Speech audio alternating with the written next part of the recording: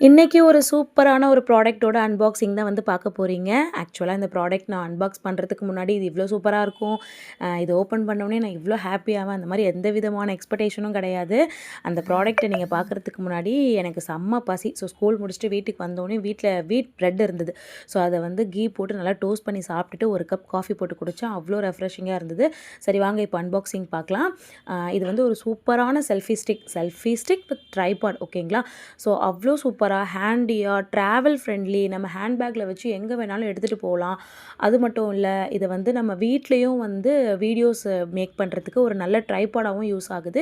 இதிலே பார்த்தீங்கன்னா ப்ளூடூத் ரிமோட்டும் வந்து வந்துடுது. அதுவுமே நல்லா ஒர்க் ஆகுது, சூப்பராக இருக்குது. நான் அதுவும் செக் பண்ணி பார்த்துட்டேன்.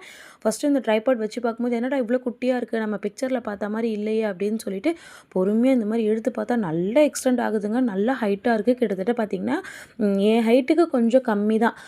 அவ்வளோ சூப்பராக இருந்தது. ஒரு நியூ யூடியூபராக இருக்கீங்க அப்படின்னா எந்த மாதிரி ப்ராடக்ட் வாங்கணும், எந்த மாதிரி ட்ரைபாட்ஸ் வாங்கணுன்ற ஐடியா இல்லாமல் இருக்கும். ஸோ கண்டிப்பாக இந்த செல்ஃபி ஸ்டிக் ஃபஸ்ட்டு வந்து பை பண்ணிக்கோங்க. உங்களுக்கு அவ்வளோ ஹெல்ப்ஃபுல்லாக இருக்கும்.